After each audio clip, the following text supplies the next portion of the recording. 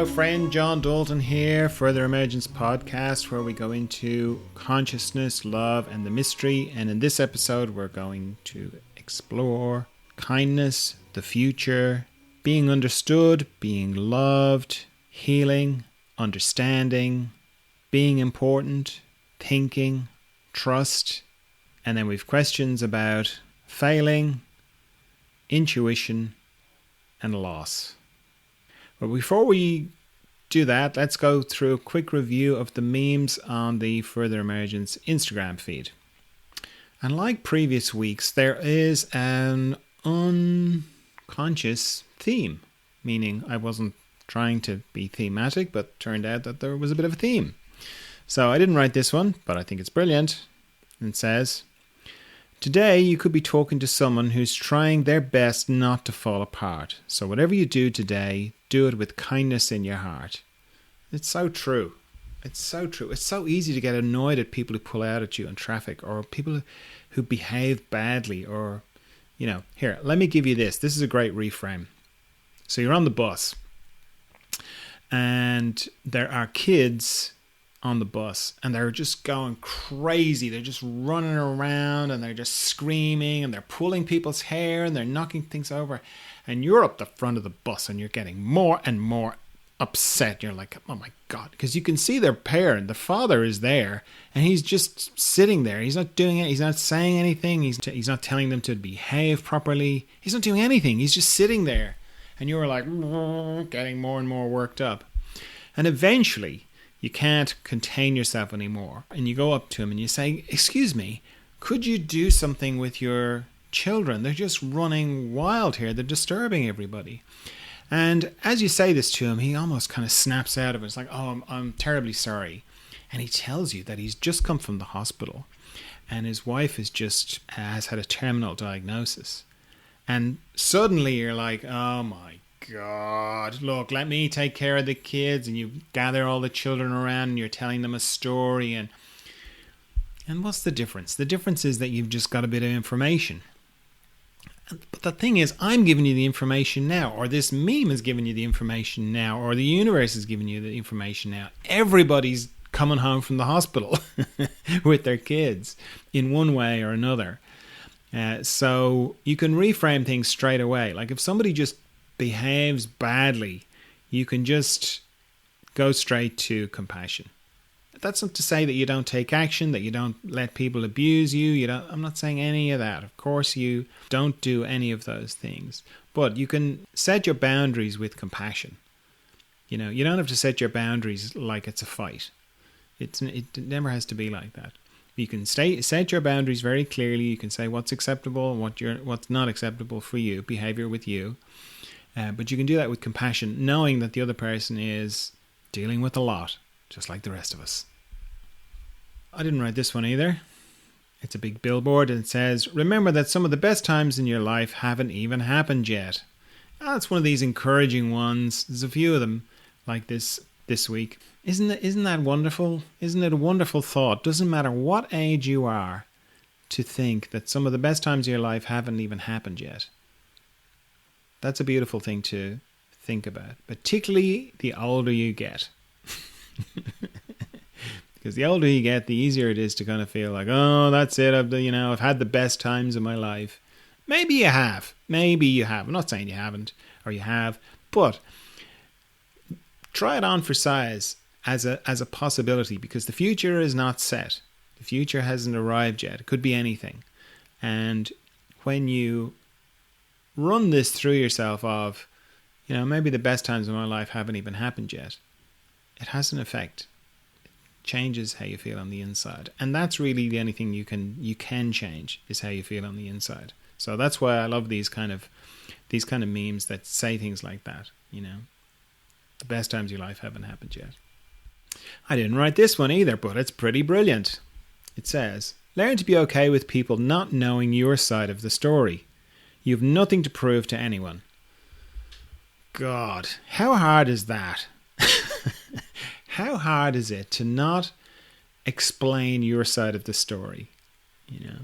And we think we have to, but you know what? We don't. Very rarely do you have to explain your side of the story. or a lot less than you would think. And really what it comes down to is people having the wrong idea about you, That's why we chase people down the street to kind of explain why we did something. And I'm really actually a lovely person. And just in case you got the wrong idea about me, let me let me put that straight. Let me just explain that a bit more, so that you will know how lovely I am. So it's quite a good exercise to, number one, observe yourself having to explain and tell your side of the story. You learn a lot by just seeing how it comes up and where it's coming from. And then, if you can manage it, say nothing. To not explain your side of the story. To be whatever that person needs you to be in their story. So if that person thinks you're an idiot, and it doesn't make any difference to you what they think about you, then I find it's a very humbling exercise to play the part. No, I don't mean you start acting like an idiot, but to allow them to think whatever they want to think about you, knowing that it's not true, that you weren't whatever they think you are, but to just see what happens inside as you do that. It's very good. That's why I really like this meme. You have nothing to prove to anyone, and it doesn't say it in this, but this idea of you don't have to tell your side of the story. See what it's like not having to tell your side of the story. I mean, not necessarily to loved ones or people who are close to you. That's not what I'm talking about. I'm talking about, the person that you will meet maybe once in your life, and they maybe get the wrong impression of you. Can you let them have that, or do you have to go after them and tell them the story? Can you contain that and go, I don't have to convince everybody how lovely I am. Not easy. Next one, did I write this? Well, I came across it. So I put it together, let's say. And what it is a cross-section of a blade of grass. And it's under a microscope, this cross-section of the blade of grass. And the tubes that carry the water up and down in cross-section look like a smiley face. And what the meme says is, this is a cross-section of a single blade of grass. The smiley faces are the channels water is drawn up through. Definite proof that you are loved. No? Now, I know we are very predisposed towards making meanings out of things, and we will see faces and clouds and dragons and all that sort of thing. So I know that. But of all the different shapes there could have been, those tubules for the liquid coming up through the blade of grass, of all the shapes they could have made, they make a smiley face. And of all the creatures we could have become, we have become creatures who make a meaning of that shape as a smiley face.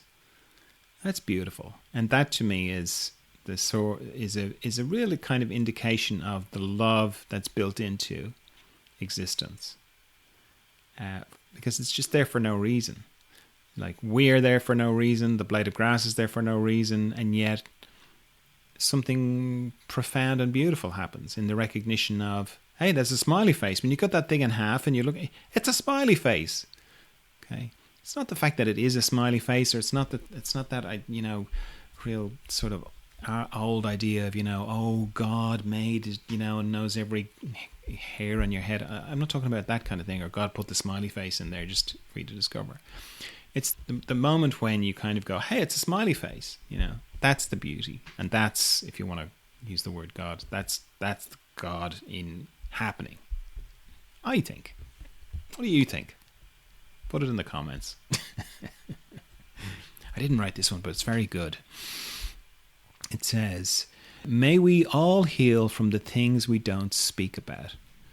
This is kind of the theme I was talking about, because I've worked with, and I continue to work with, lots and lots and lots of people, And one of the themes that often comes up is, particularly people who are very involved in consciousness and have been their whole life, often there's a feeling of, why can't I just have a normal life? Why can't I just, everyone else just seem to breeze through life. They don't care about this stuff. And they just seem happier. Why can't I be one of them? And I can just tell you from my experience that there's no normal people, like what looks like happiness superficially, because like I work with people and they'll appear on the screen in Zoom and they might look like one of those people who are happy, in inverted commas. And we get talking and then suddenly it all comes out. It's like there are no normal people. There are no happy people. Not in the way that we are kind of particularly encouraged to believe, particularly on social media. Because social media is just an exaggeration of that, Before social media, you'd walk down the street and you'd either look in the windows and see people are in their garden and go, they look like a happy family. They don't look like they've got any issues. Or you might walk down the street and go, yeah, these people all look like they've got it together. Well, now that feeling is just amplified on social media because there's no unguarded moments on social media. Very rarely. Everything's super curated, So even people who don't care about how they look, what they look like or whatever, they're still going to curate the photos they put on there. So that it's a version of themselves. So, and it kind of has to go the pendulum has to swing so far in that direction so that people kind of go, you know what, I don't think anyone's having a great time.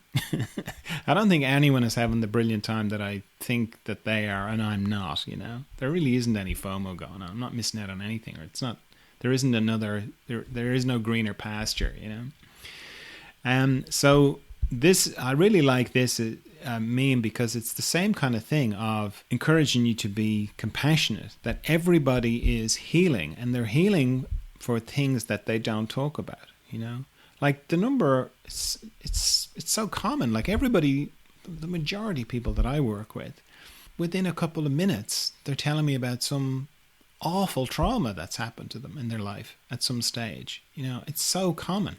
And I know that they're only telling me because of the situation, we're in this kind of safe space that they can talk about it. I've had people tell me things that they've never told anybody else, or they've only told like one or two people, So everybody is healing the things that they don't talk about. And just knowing that, next time you're in the supermarket, next time you're in the shop, on the street, you're around people. If you just think that, like all these people who are walking by are in the process of healing something they don't talk about, it's pretty sad, and it makes it very easy to access your compassion, I think. What do you think? Okay, that's going to be the theme for this episode. I didn't write this one either, but it's very good. It says, nobody really has their shit together. We're all hurting and learning and growing in different ways. Keep going. So, see what I mean about the theme? So it's the same kind of thing again. Everyone's just carrying their own amount of unconsciousness that they're working through. And it's not easy. It's not easier for some than others. I know it's easy to kind of feel like that. Well, most people have it easier than me, but they don't.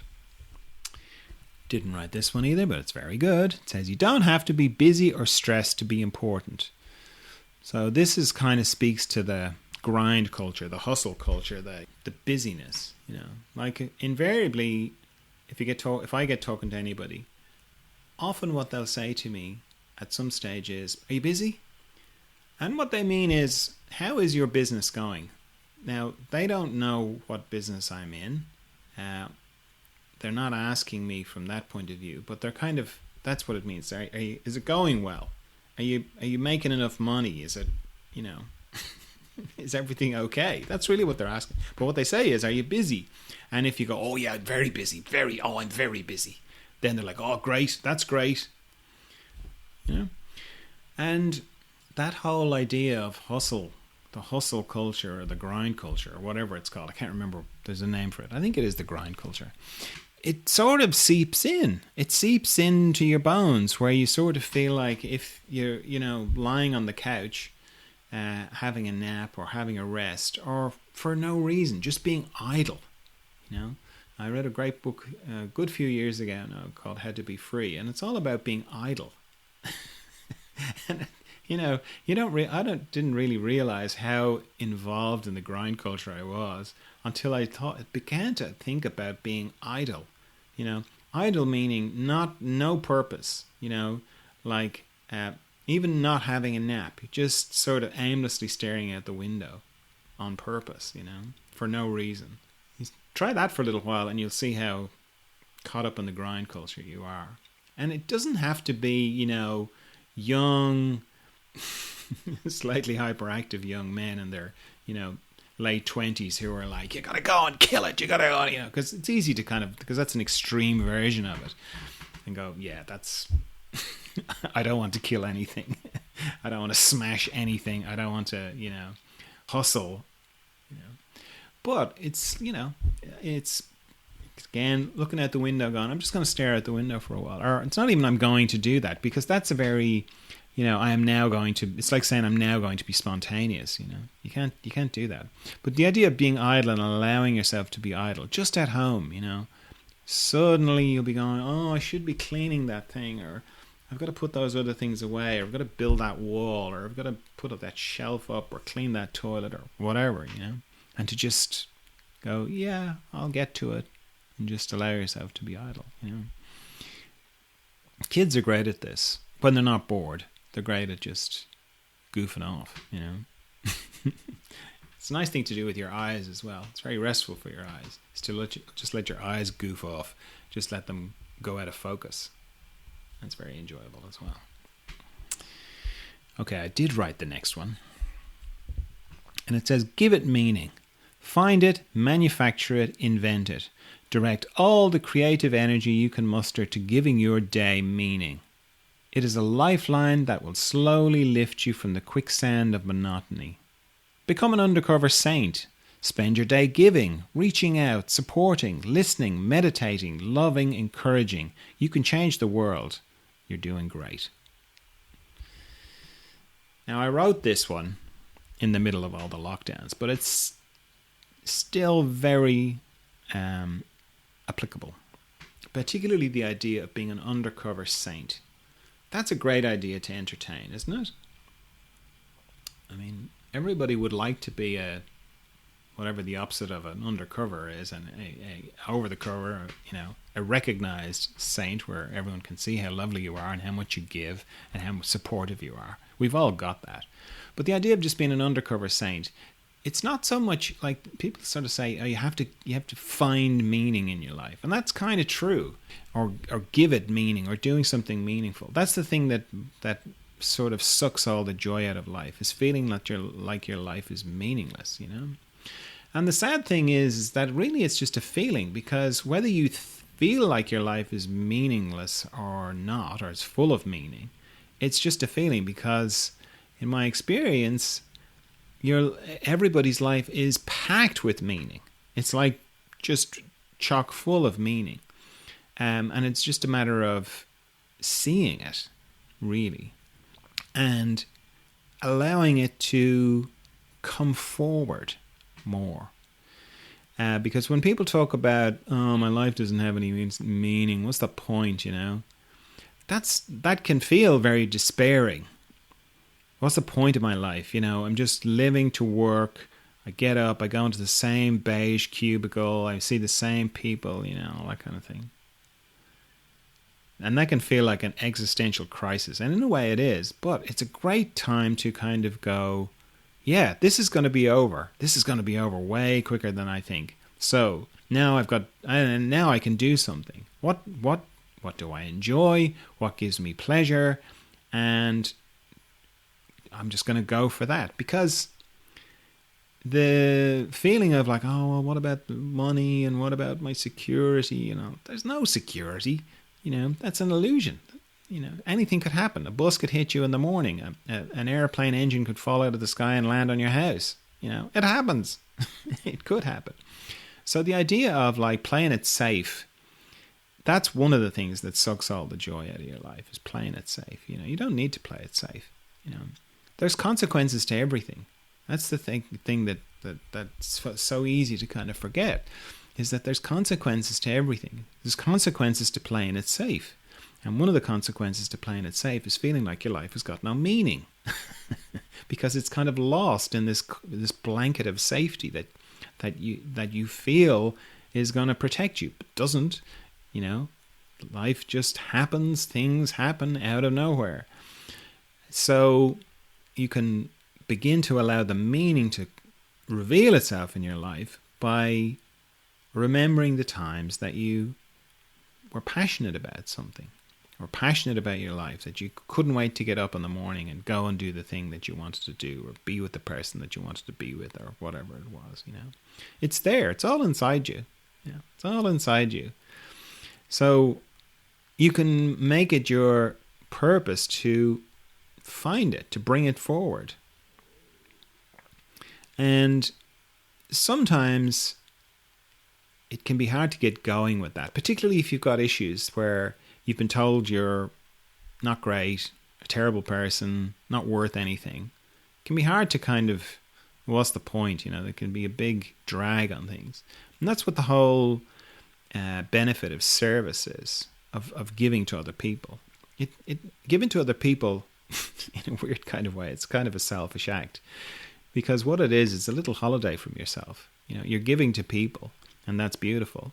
But it means you don't have to sort of deal with your own stuff so much, And in a weird kind of way, you get to see yourself being beautiful and noble and divine when you give to other people. So it's a great way to kickstart things, So if you're feeling like your life has got no meaning, or you just finding it hard to get out of bed in the morning or whatever, go and volunteer somewhere. Go and volunteer with people who are really struggling with something. Give, basically, or be of service, And don't do it thinking you're a great person. Do it because you want to have a little holiday from your stuff. And what will happen is you get to see yourself in a way that you haven't before. And then from that, you'll be able to give to yourself, which is also beautiful. Next one I didn't write, but it's very good. It says, thoughts are not facts. Don't believe everything you think. Isn't that great? Don't believe everything you think. Because it kind of highlights how, we just do, don't we? We just automatically believe everything we think, in a way. And it's just very nice to throw that spanner in the works and go, hey, thoughts are not facts.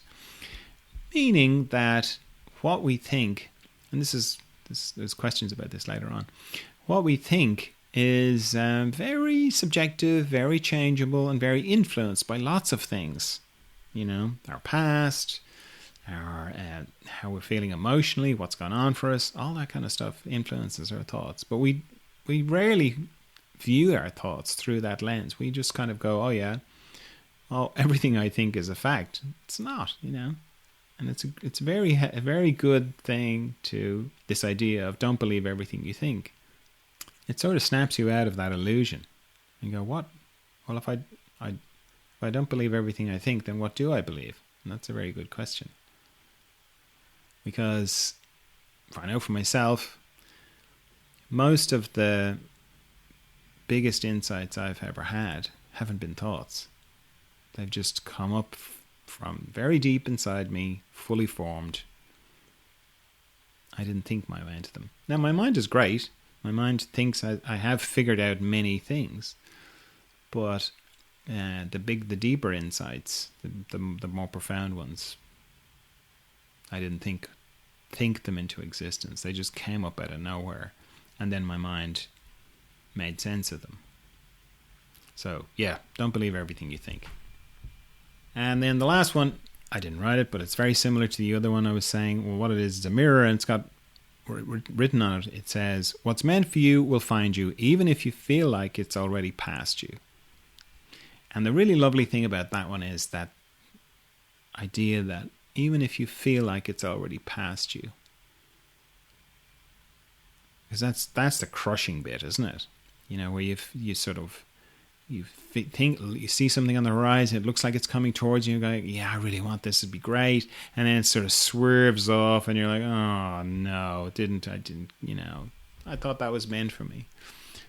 And it's like what this is kind of encouraging you is like this idea of it's not over till it's over, nothing's over till it's over. So trust that. And no, there's another, like all these particular memes, they're always balanced by the other meme of, I'm so glad I never got all the things I wanted. And it's a very helpful thing to do, to kind of go back and think about what you really wanted 10 years ago and how, you don't want it at all now, and it didn't, where you really wanted it, but it just doesn't matter now, life's moved on. And then there's some of the things where you think, God, I'm so glad I didn't get that thing I really wanted. That would have just been a nightmare. Have you signed up for my weekly friendly notes? I send them out on Sundays. If you'd like to get them, go to furtheremergence.com. There's a little banner thing across the bottom of the screen that'll show you where to sign up. Feel free to write to me if you've got a question or you want my perspective on something, or you just want to tell me how fantastic everything is going. That would be lovely. I love hearing from you. So that's just john@furtheremergence.com. I have some trainings on the website. Particularly, we talk about meditation a lot on the podcast. So there's one for meditation for growth and consciousness. It's brilliant. There's one for how to navigate the psychic world. There's kind of like a structure, the beginning of meditation, and then eventually the more you meditate, you begin to have interactions with the psychic world. So it's how to navigate that so you don't get distracted by it and you keep going through to the mystery. And then there's another biggish training there for craniosacral therapists. It's a craniosacral therapy masterclass, and it's like 7 hours of video, and it's fantastic. They're all on the website under the training section. In response to the question I post on Instagram, what's the biggest challenge you're facing in your spiritual life? Somebody wrote, failing psychotherapy college. It was the road I saw myself going down, and now it's suddenly all gone. So I can relate to this. It's very crushing to the mind, to our mind and heart, where something that we really want doesn't happen. And kind of it's similar to what I was talking about with the different memes, Because one of the things our mind likes to do is project forward into an imagined future. Things are going to be this way, it's going to be great, I'm going to have this thing, and I'm going to be this kind of person, and then suddenly it just disappears. So it goes back to what I was just saying about that previous meme. Everything that's meant for you comes to you, even if it feels like it hasn't. So built into this feeling is a feeling of failure, like, oh, I didn't get it. I didn't get the thing I wanted. That's what the person even says it, failing psychotherapy college. I failed. And there's also a lot of New Age kind of speak about, there's the famous Samuel Beckett quote, fail again, fail better, which all sounds great, get these super successful people get up on stage and they go, I had 23 businesses that failed before I started the big one, the one that took off, and I learned so much, and it's all about failure, and it all sounds great, and it's all true, but it sucks when you fail. It's awful. It's terrible. Nobody says anything about that, about how crushing it is when you fail. Because it really does crush you down to the ground. It breaks something in you, and you're on the ground. And you're like, this is terrible. I don't want to fail.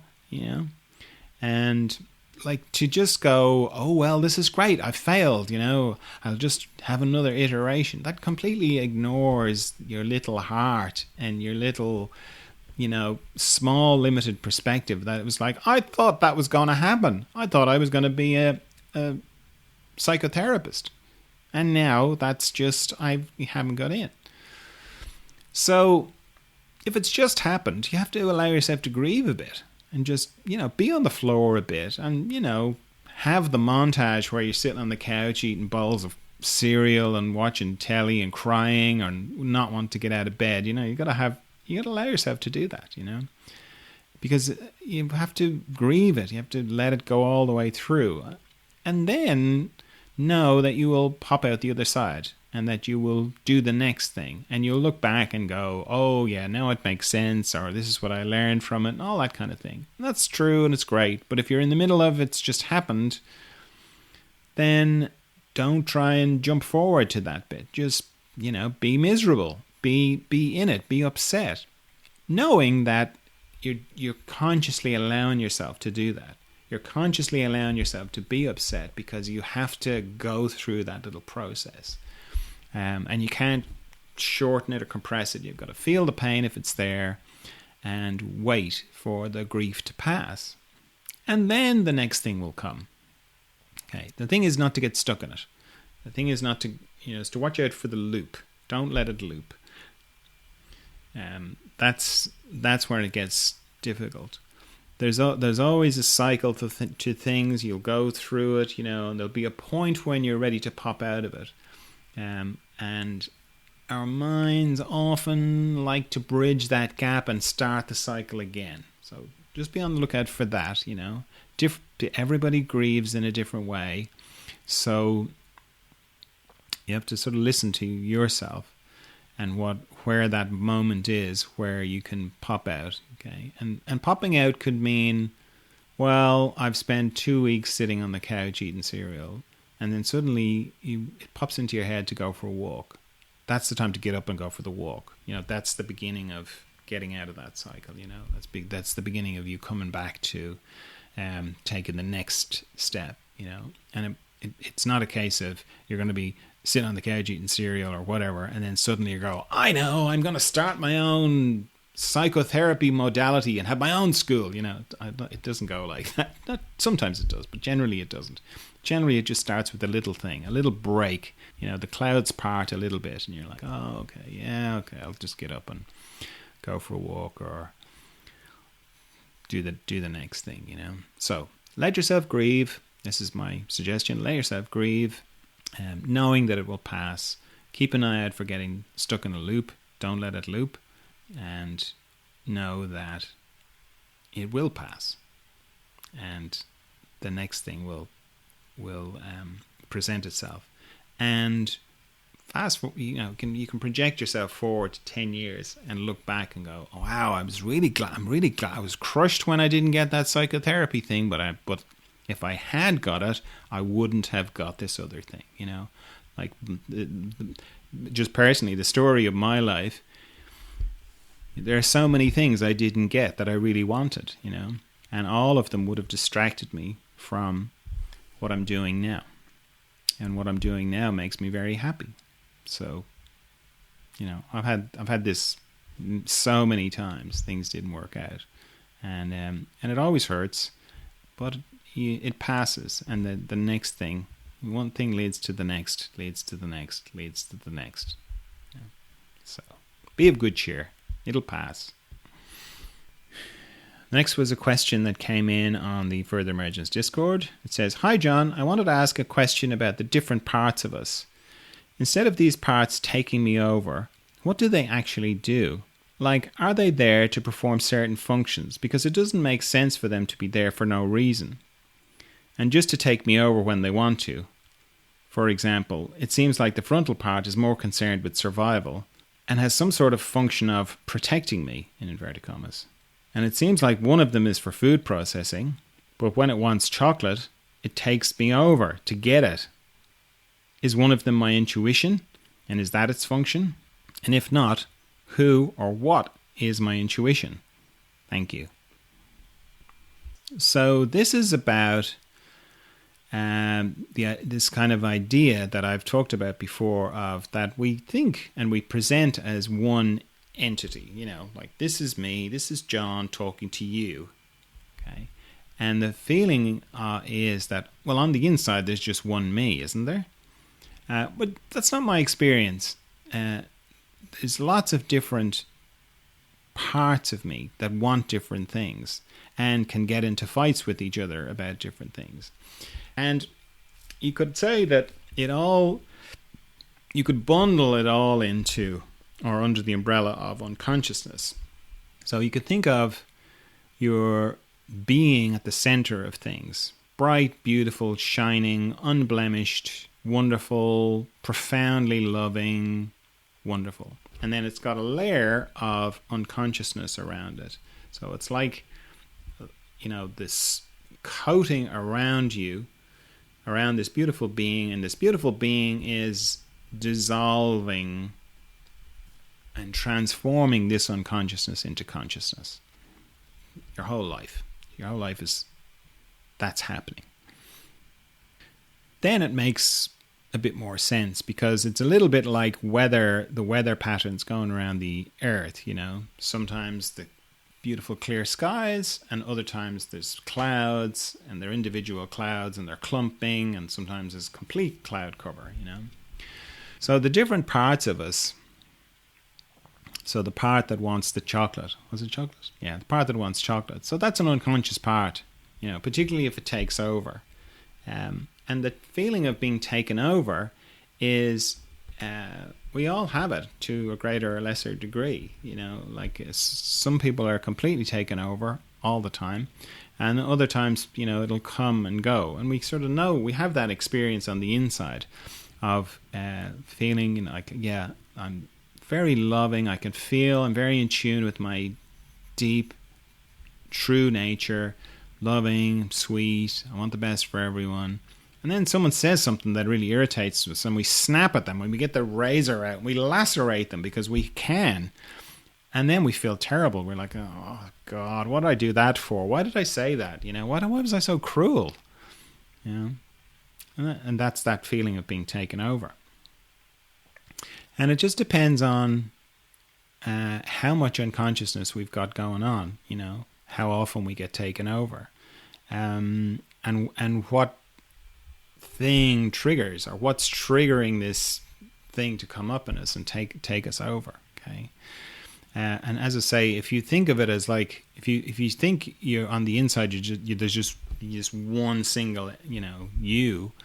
It's true in essence, but then you've also got the clouds coming over, and this idea of thinking of yourself in terms of there's different parts on the inside, that is in a way helping to bring it out of the fog of what it's like on the inside. Because, if you meditate, you close your eyes, it's just very soupy and black in there. It's not very defined. So this idea of different parts of us doing different things, or having different agendas and having different needs, it's helpful to bring clarity into that kind of soupiness, And they don't have any function. They have areas of interest. So there will be one part of you that's very interested in food, for example. Like I've said it before, like your mouth consciousness is very separate from your stomach consciousness, for example. Because if it was the same consciousness in your mouth as it was in your stomach, we would all be, nobody would ever overeat. The only reason you overeat is because your mouth is disconnected from your stomach. If your mouth consciousness was connected to or was the same as your stomach consciousness, or if your stomach consciousness was the thing that was in your mouth, you'd stop eating. We would all stop eating. We'd never overeat, But there's two different things going on there. They're disconnected, And the mouth wants food for a very different reason than the stomach wants food.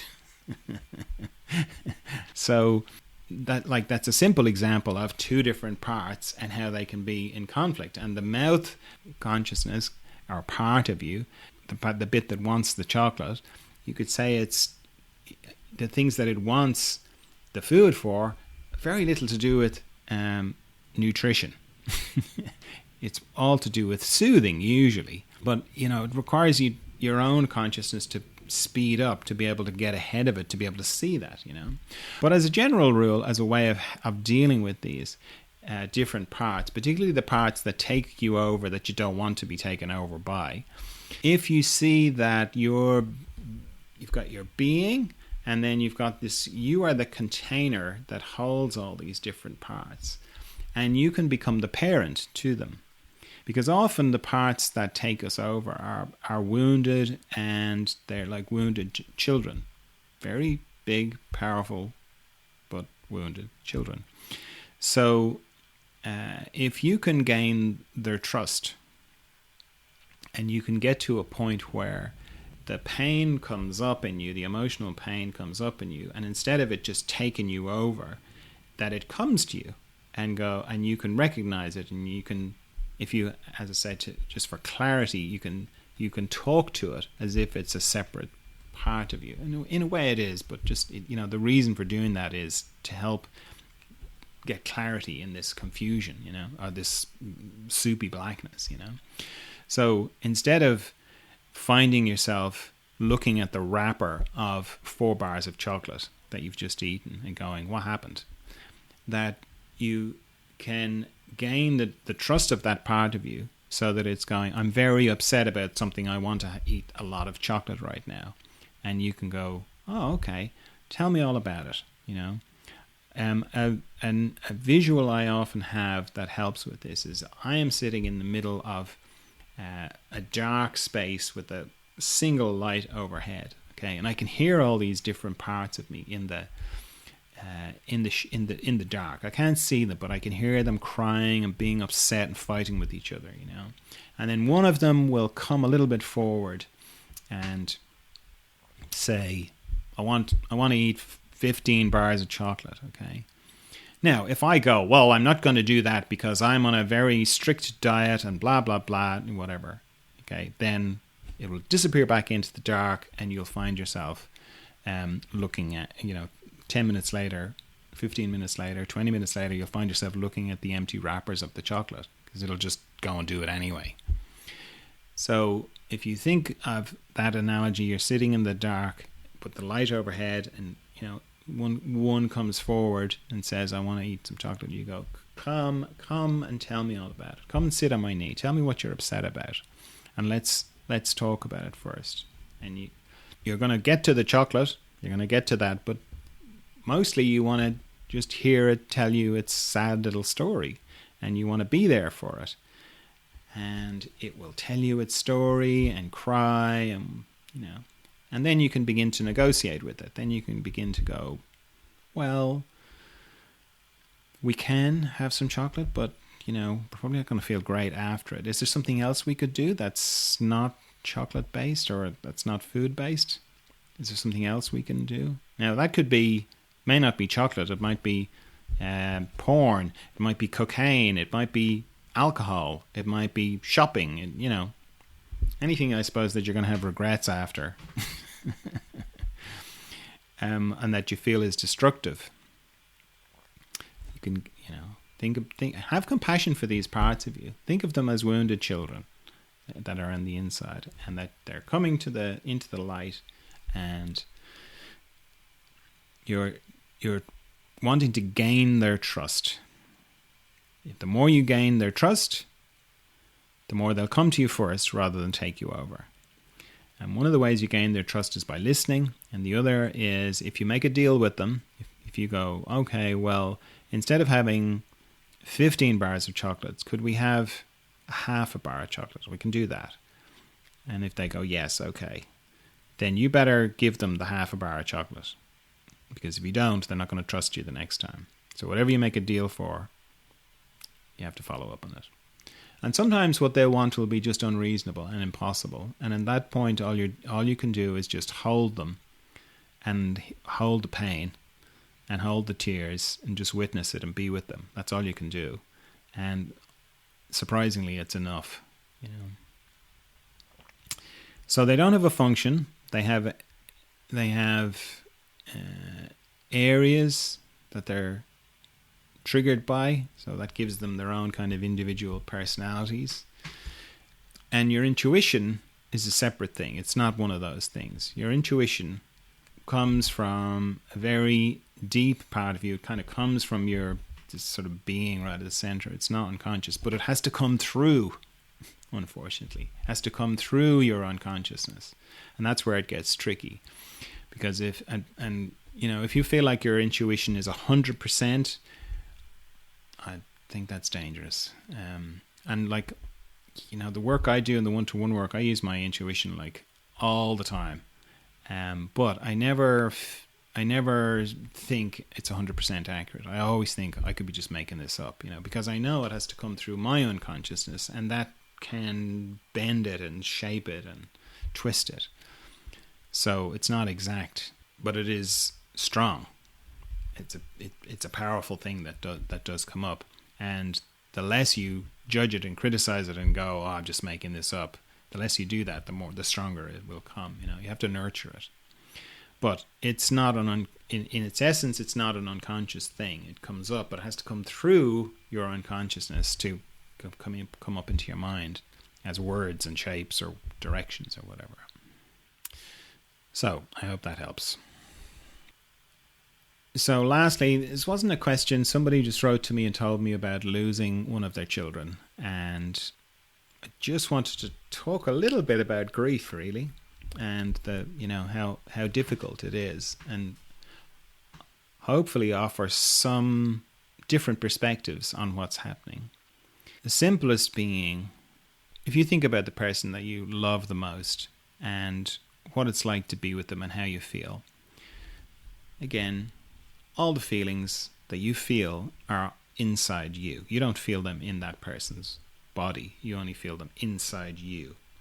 So they live inside you, those feelings. Okay, they're triggered by the external person, but they're all inside you. And let's say you're with this person that you really love, and they're in the next room. So you can't see them anymore, but you know they're in the next room.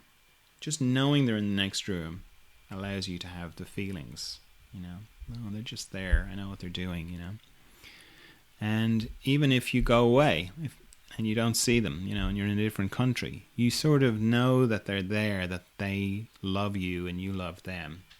Again, all those feelings are inside you.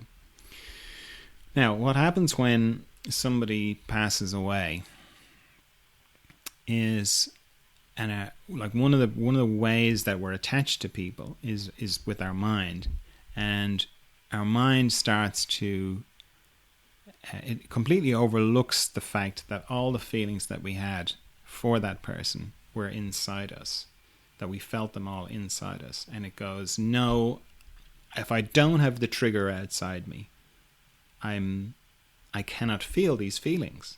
I don't have any access to the feelings because they in some way lived in that person, when your experience is not that. They didn't live in the other person. They lived inside you, and that the other person triggered them. And your mind goes into all the conversations you'll never have with that person, all the times you'll never see them again. If it's if it's someone, your lover, it's like all the times you'll never touch them again, you'll never hold them again, you'll never feel their breath, all these things. Your mind just goes into that, and it's excruciating, the pain of that mental, it's not just mental, it's an emotional, very deep emotional kind of thing to it as well. And it always feels like I have this image of like a fire hose, when that you see a fire hose that they've lost control of, and it's just like fizzing around, just out of control. And it's like that. It's this part of us that's attached to the person is trying to find the body of the person to be triggered again, so that we can feel the feelings.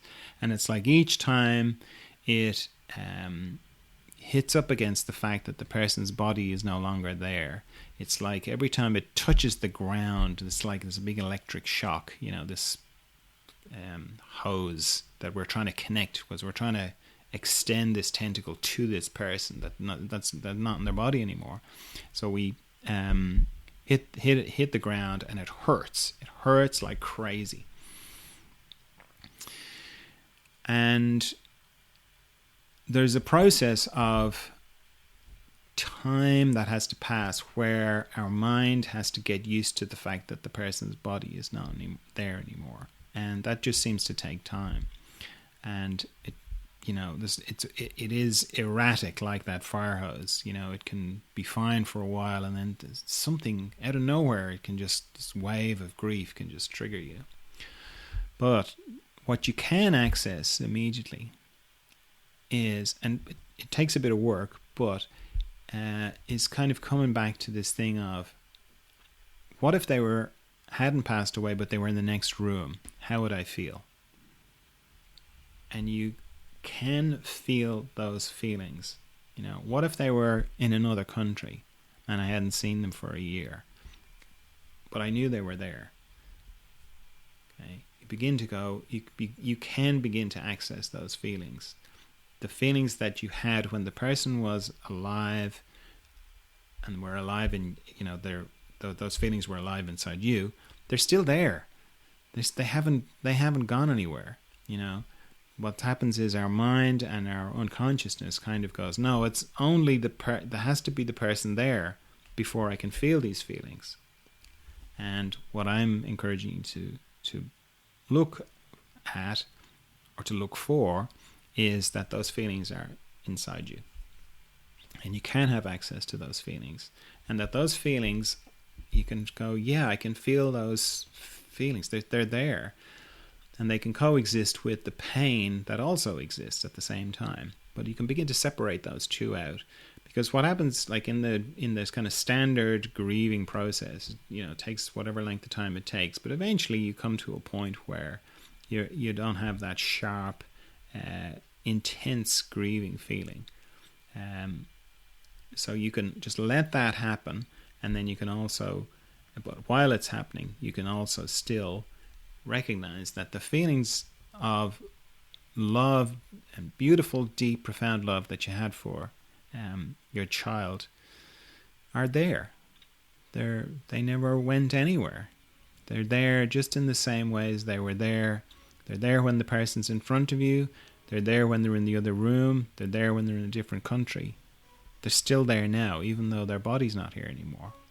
And that you can have access to them right now, while at the same time allowing the natural kind of process of your mind and unconsciousness getting used to the fact that the physical body's not there anymore. And that just takes time and requires lots of love on your part, and lots of love from the people around you as well. So I hope that helps. Alright, that's all I've got for you this time. I trust you're well. I trust you're of good cheer, and I'll talk to you again soon. Bye.